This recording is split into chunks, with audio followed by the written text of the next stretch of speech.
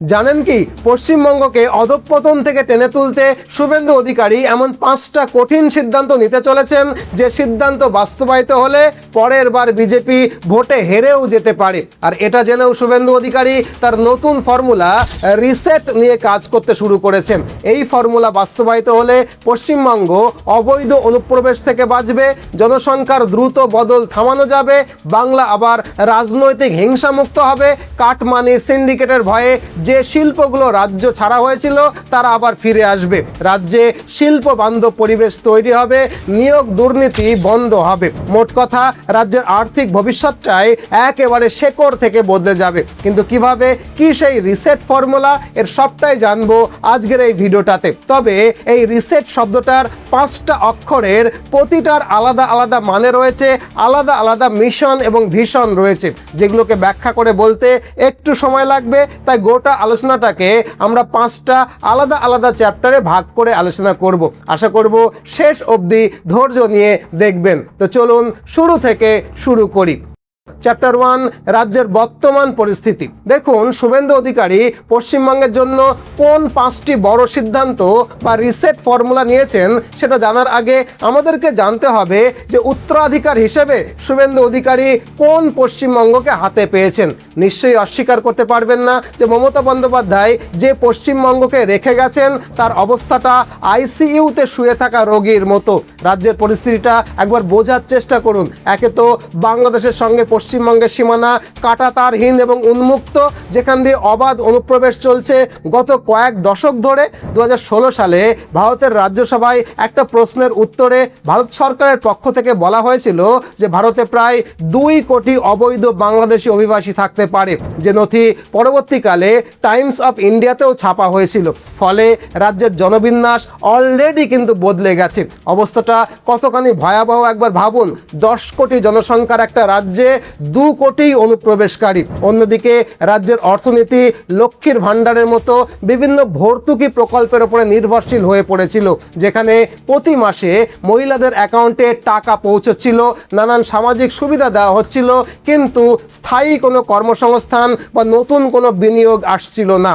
ফলে রাজ্যের ঋণের পরিমাণ ক্রমশ পাহাড় সম হয়ে উঠছিল। আর হবেই বা না কেন, গত 15 বছরে তৃণমূলের অপশাসনে প্রায় 7,000 কোম্পানি রাজ্যের বাইরে চলে গিয়েছিল। বলা ভালো, তোলাবাজি আর কাটমানির উপদ্রবে চলে যেতে বাধ্য হয়েছিল।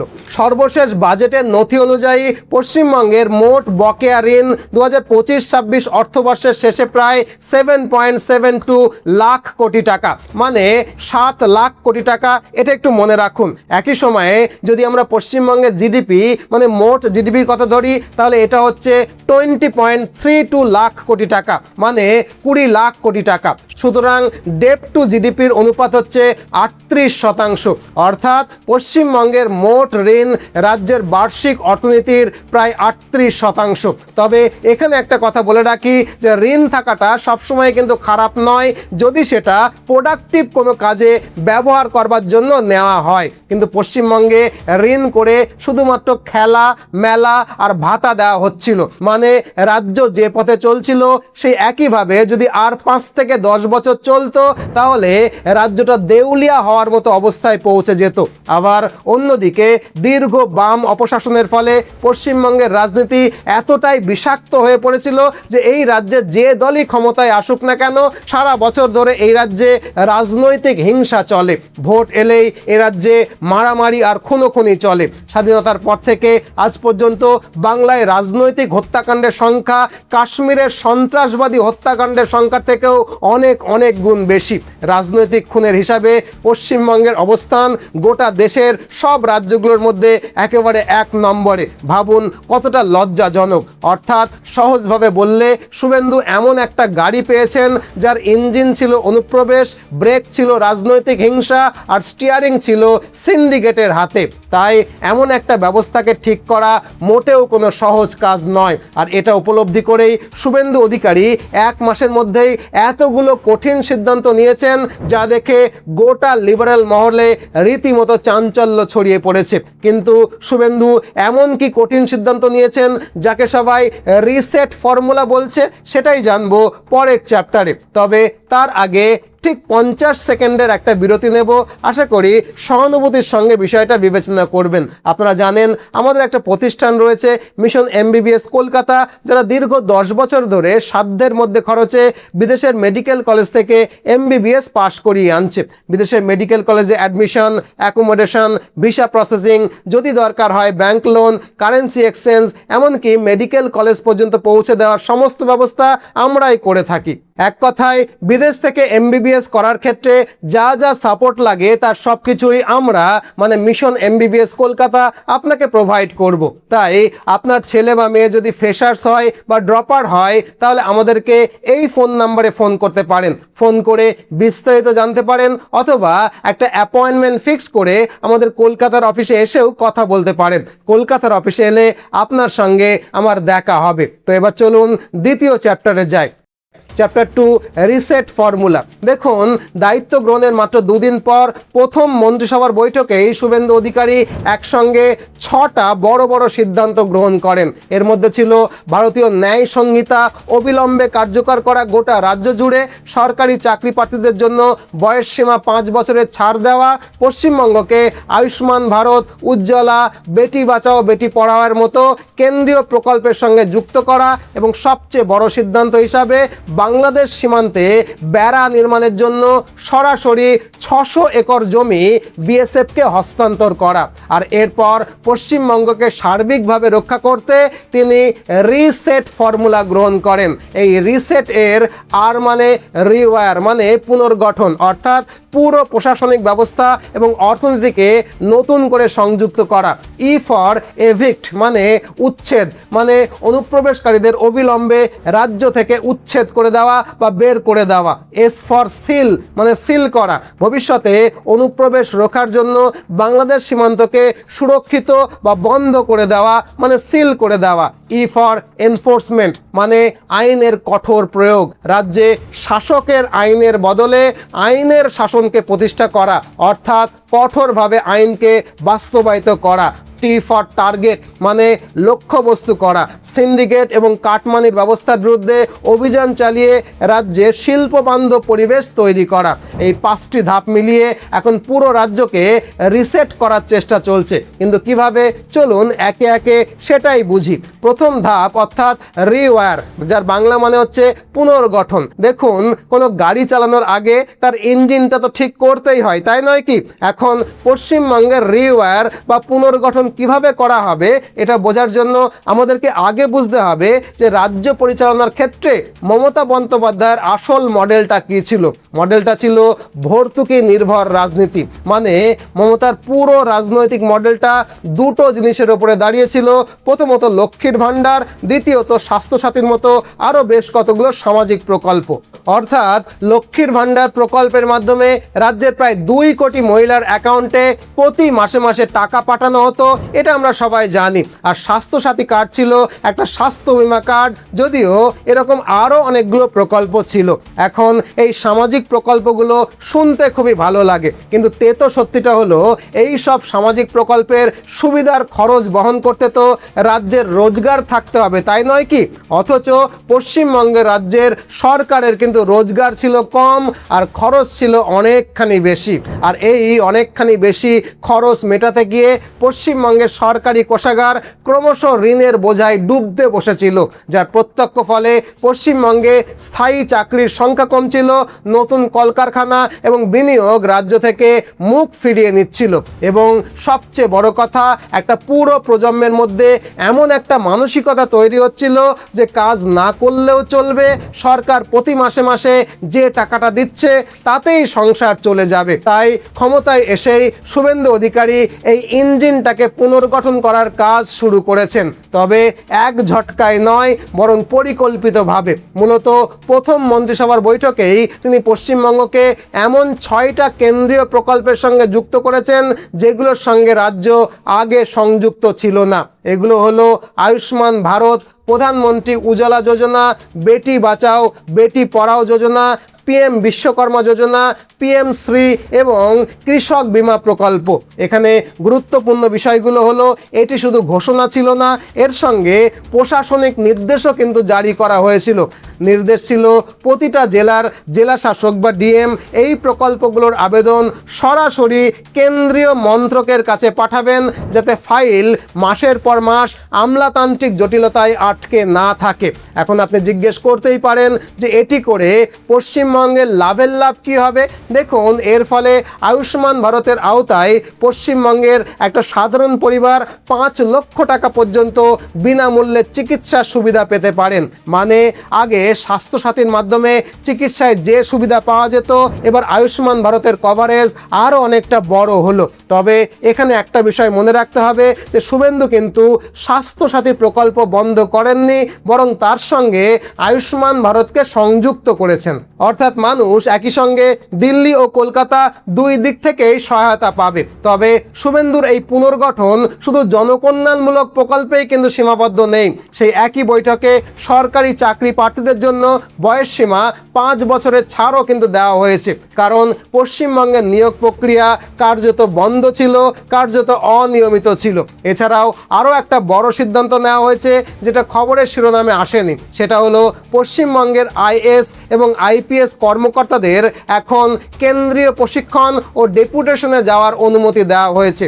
অর্থাৎ রাজ্য ক্যাডার এবং দিল্লির মধ্যে যে প্রশাসনিক দূরত্ব তৈরি হয়েছিল সেটাকে কমানোর চেষ্টা শুরু হয়েছে। কিন্তু শুভেন্দু অধিকারীর সামনে এখনও আরও একটা বড় চ্যালেঞ্জ রয়েছে। সেটা হলো সবার আগে তাকে বিনামূল্যে সুবিধা সংস্কৃতি থেকে মানুষকে বের করে আনতে হবে এবং কর্মসংস্থান সৃষ্টির মাধ্যমে রাজ্যের অর্থনীতির চাকাকে ঘোরাতে হবে। তবে কোনো সমাজকে দীর্ঘদিনের ভাতার ওপরে নির্ভরতার অভ্যাস থেকে বের করে আনাটা কিন্তু অতটা সহজ কোনো কাজ নয়। আর এটাই শুভেন্দুর কাছে সবচেয়ে বড় চ্যালেঞ্জ।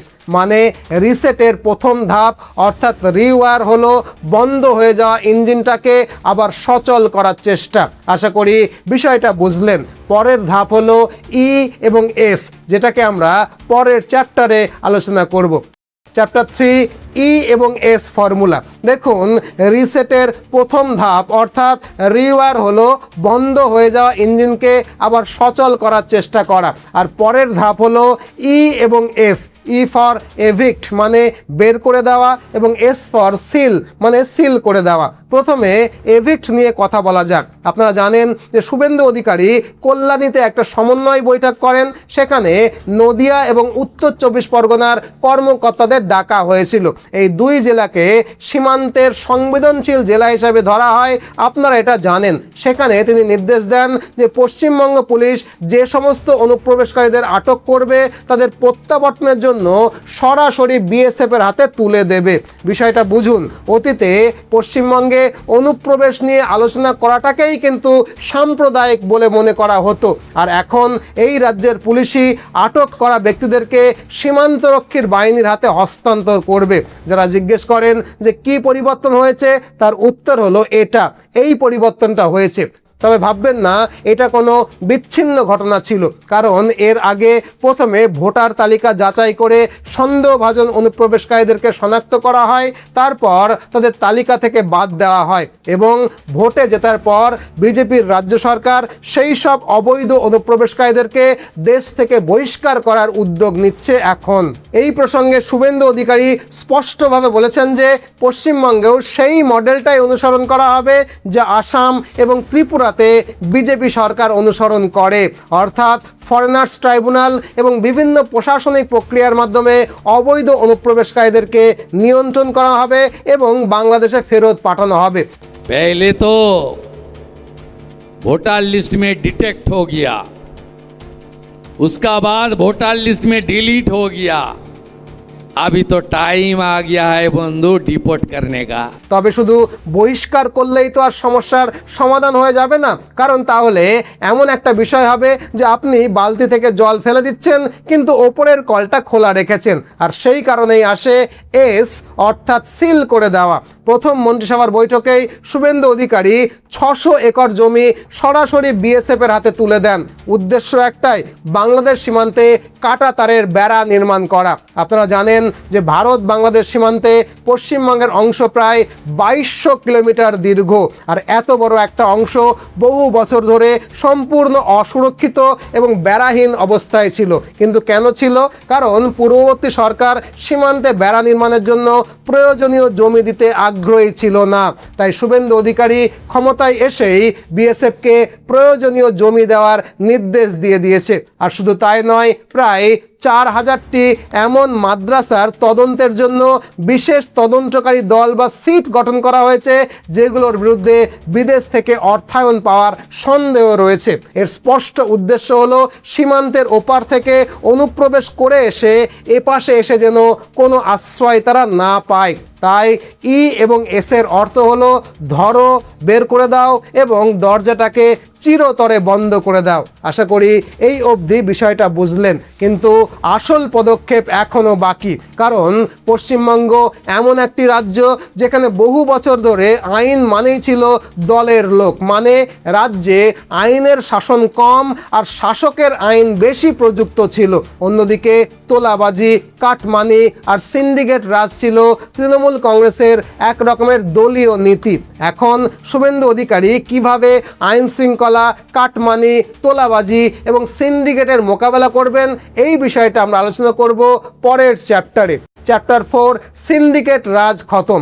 দেখুন, পশ্চিমবঙ্গে গত 15 বছর ধরে এমন একটা পরিস্থিতি তৈরি করা হয়েছিল যেখানে দলের লোক অপরাধ করলে সেটাকে অপরাধ বলে গণ্যই করা হতো না। শুনলে হাসি পাবে, ধরুন একজন হেলমেট ছাড়া রাস্তায় ধরা পড়ল, সে বলে দিত যে আমরা টিএমসি করি, আর পুলিশও তাদেরকে ছেড়ে দিতে বাধ্য হতো। বিষয়টা বুঝতে পারছেন? তৃণমূলের শাসন আমলে প্রতিটা থানা ছিল সংশ্লিষ্ট বিধায়কের আন্ডারে, মানে আইনের শাসন নয়, রাজ্যে চলতো দলের শাসন। আর এটা মমতা বন্দ্যোপাধ্যায় অবশ্য শিখেছিলেন সিপিএম এর কাছ থেকে।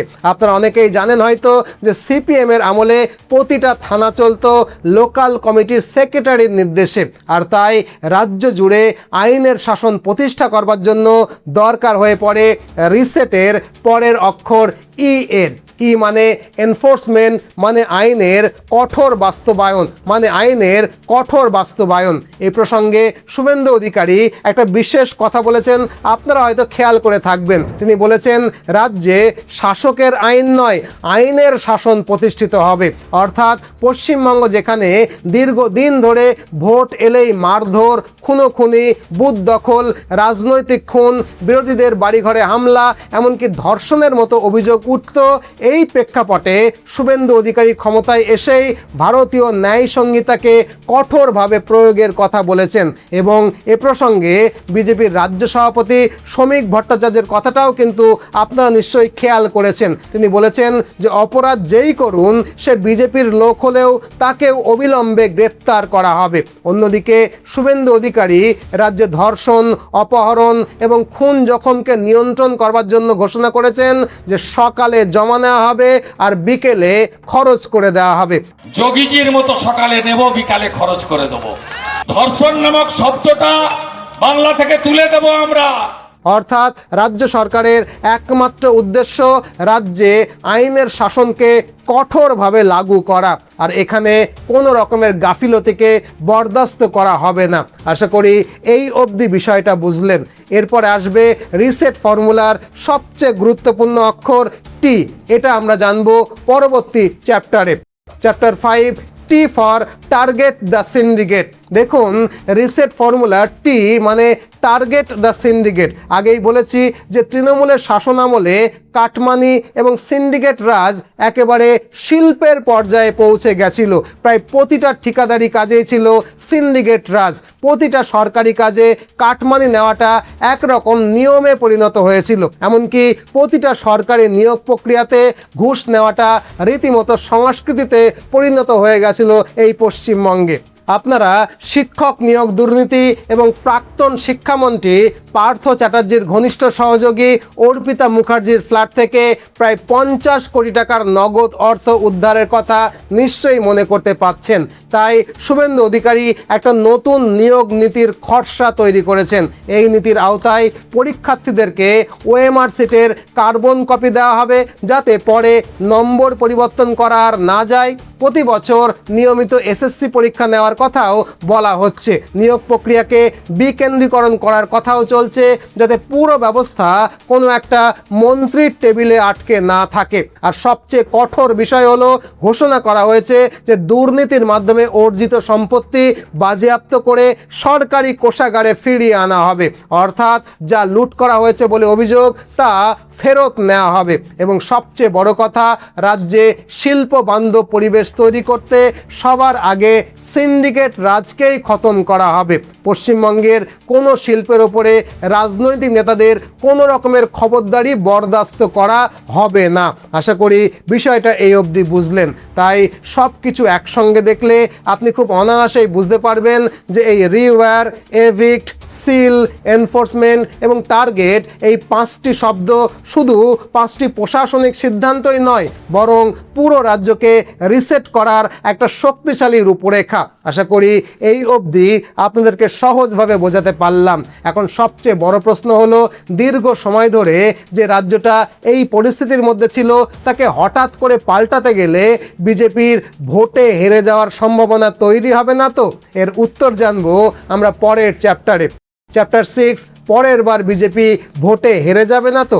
দেখুন, দীর্ঘ সময় ধরে কোনো রাজ্যে যখন অনিয়ম চলে, তখন সেখানে অনিয়মটাই মানুষের অধিকার বলে মনে হয়। ধরুন, যে রাজনৈতিক নেতারা আজ বিজেপির নেতা মন্ত্রী হয়েছেন, এমএলএ এমপি হয়েছেন, তারা ছোটবেলা থেকে কি দেখে আসছে? তারা দেখে আসছেন যে নেতা মানেই পুলিশের কাজে হস্তক্ষেপ করে, নেতা মানেই শিল্পপতিদের ওপরে চড়াও হয়ে চাঁদাবাজি করে। তাই হঠাৎ করে এই সব কিছু বন্ধ করতে গেলে নিজের দলের নেতা মন্ত্রীর কাছ থেকেই কিন্তু প্রতিক্রিয়া হওয়াটা স্বাভাবিক। শুধু তাই নয়, দীর্ঘ সময় ধরে রাজ্যে শিল্প না থাকার কারণে পশ্চিমবঙ্গের বেকারত্ব এবং কর্মসংস্থানটা এমন জায়গায় গিয়ে পৌঁছেছে যে মানুষ ভাতা পাওয়াটাকে তাদের অধিকার বলে মনে করছে। যে রাজ্যের ম্যাক্সিমাম মানুষ সরকারি ভাতা পাওয়াটাকে নিজেদের অধিকার বলে মনে করে, তারা কোনোভাবে বঞ্চিত হলে ভোটের রাজনীতিতে বিজেপির ওপরে কিন্তু চাপ বাড়বে। তাই পশ্চিমবঙ্গের মানুষের মানসিকতাটাকে চেঞ্জ করা এখন শুভেন্দু অধিকারীর কাছে সবচেয়ে বড় চ্যালেঞ্জ। অন্যদিকে আপনারা নিশ্চয়ই মনে করতে পারছেন যে একসময় বুদ্ধদেব ভট্টাচার্য রাজ্যে শিল্প আনতে গিয়ে নিজেই ভোটে হেরে ক্ষমতাচ্যুত হয়ে গেছিলেন, কারণ রাজ্যে কৃষি জমি অধিগ্রহণ করার বিষয়টা কিন্তু সবচেয়ে কঠিন কাজগুলোর মধ্যে অন্যতম কঠিন কাজ। তাই বিশেষজ্ঞরা অলরেডি প্রশ্ন তুলতে শুরু করেছে যে কৃষি জমি অধিগ্রহণ করার মতো শক্ত কাজটা, মানে বিড়ালের গলায় ঘণ্টা বাঁধার কাজটা শুভেন্দু অধিকারী কিভাবে করবেন? রাজ্যে আর একটা সিঙ্গুর, আর একটা নন্দীগ্রামের মতো পরিস্থিতি তৈরি হয়ে যাবে না তো? এরকম হাজার একটা সম্ভাবনা রয়েছে যে পশ্চিমবঙ্গের ভালো করতে গিয়ে বিজেপির ভোট বাক্সেই কিন্তু উল্টো প্রভাব পড়তে পারে। তবে এসব প্রশ্নের উত্তর এই মুহূর্তে দেওয়া সম্ভব নয়। এর জন্য আমাদের ভবিষ্যতের দিকে তাকিয়ে থাকতে হবে। শুভেন্দু অধিকারী এবং নরেন্দ্র মোদীর ডাবল ইঞ্জিন সরকার কিভাবে এই প্রতিকূলতাটাকে কাটিয়ে বাংলাকে সামনের দিকে এগিয়ে নিয়ে যায়, এর উত্তর আমরা ভবিষ্যতে পাব। তবে আপনারা কি মনে করেন, শুভেন্দু অধিকারী কি সত্যিই বাংলাকে বদলে দিতে পারবেন? আপনাদের সুচিন্তিত মতামত কমেন্ট বক্সে জানাবেন কিন্তু। আর হ্যাঁ, শুরুতে যেটা বলছিলাম, আমাদের একটা প্রতিষ্ঠান রয়েছে মিশন এমবিবিএস কলকাতা, যারা বিদেশ থেকে ডাক্তারি পড়িয়ে আনতে সব রকম সহায়তা করে। যদি আপনি আপনার ছেলে বা মেয়েকে সাধ্যের মধ্যে খরচে বিদেশ থেকে ডাক্তারি পড়িয়ে আনতে চান, তাহলে এই ফোন নাম্বারে ফোন করে বিস্তারিত জানতে পারেন, অথবা ফোন করে একটা অ্যাপয়েন্টমেন্ট বুক করে আমাদের কলকাতার অফিসে এসেও কথা বলতে পারেন। কলকাতার অফিসে এলে আপনার সঙ্গে আমার দেখা হবে। আজ এ পর্যন্তই। নতুন ভিডিও নিয়ে আবারও দেখা হবে। ততদিনে ভালো থাকবেন, সুস্থ থাকবেন, সদা সর্বদা ভারতের পক্ষে থাকবেন। জয় হিন্দ, জয় ভারত।